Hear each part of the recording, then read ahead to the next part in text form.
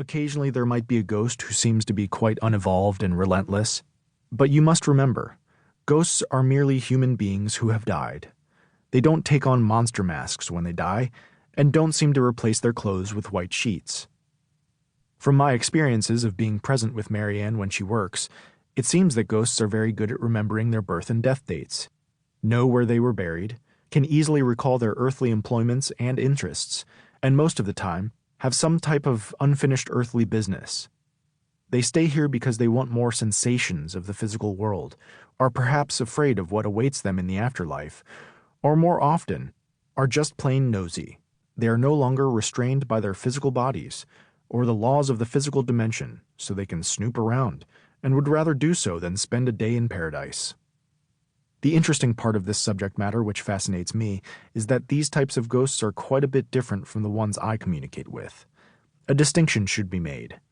The ones I work with have already passed into the light, and come back to give messages of love and forgiveness, with the occasional regrets thrown in. But they are never stuck here, and have never once said to me, "Boy, do I miss that physical world. I wish I could go back." They are happy to be gone, and only want their loved ones to know that they have survived, and are very much a part of their lives, now helping them from a spiritual perspective. The ones who choose to stay here, or who get caught here by their own greed, possessiveness, or fear, are very different. It seems that they are lost between time and place. They are not here to help people, but are more involved in fulfilling their earthly interests and delights. They pull energy from us and many times will try to upset our environment, so we will get upset and in turn feed their energy with our anger, helping them to stay here.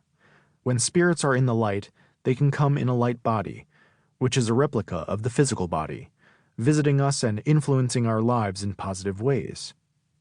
I have also seen light beings attempt to help ghosts or earthbounds, and sometimes if the ghosts are ready and open, they will hear them and may think about moving on. But getting through to a ghost is difficult from the spiritual dimensions because the ghost's mindset is so tied to the earthly level. Mary Ann's work in the realm of spirits is very important because it provides a service not only to the living, but also to wayward ghosts, who many times feel a sense of abandonment and might think this is all there is to life outside the physical shell.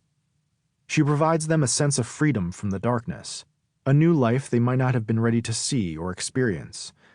Interestingly enough, we can also draw an analogy to other living people walking on this earth who are caught up with the physical things: power, possessiveness, greed, hatred, religion, and so on.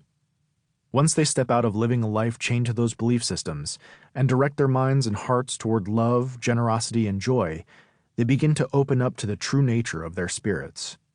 They begin to see themselves as great spiritual beings first and foremost, and enjoy a freedom of mind they have never had before. They begin to finally understand that they are made from the spark of the Godlight, and that light is love. So with the realization and awareness that you are a spiritual being, and that this earth is only a temporary school in which to learn lessons and demonstrate love, when it is your turn to pass out of the body, you will hopefully be aware that there is a much better place to go to, and will not need to stay around rattling pots and pans and spying on your neighbor. And in the meantime, if your home seems a little off, and you have unending plumbing problems, car problems, or electrical upsets, the kids seem to have unexplained earaches and the dog is acting restless, you just might have an unwanted visitor walking through and spying on you. Take a good look at yourself in the mirror and ask, who are you going to call? James Von Prague, spiritual medium and author of Talking to Heaven. Part 1. Listening to Spirits. Introduction. The Ghost Phenomenon. So, is anyone here now? Jennifer Love Hewitt sat across from me pouring a cup of tea. We were in her kitchen, and Love, as she prefers to be called, was meeting with me as she prepared to begin the first season of shooting what would become the CBS hit series Ghost Whisperer. I wanted to pinch myself.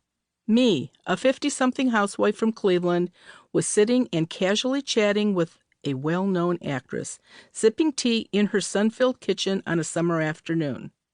I was there because Love's character on the show, Melinda Gordon, can see and communicate with earthbound spirits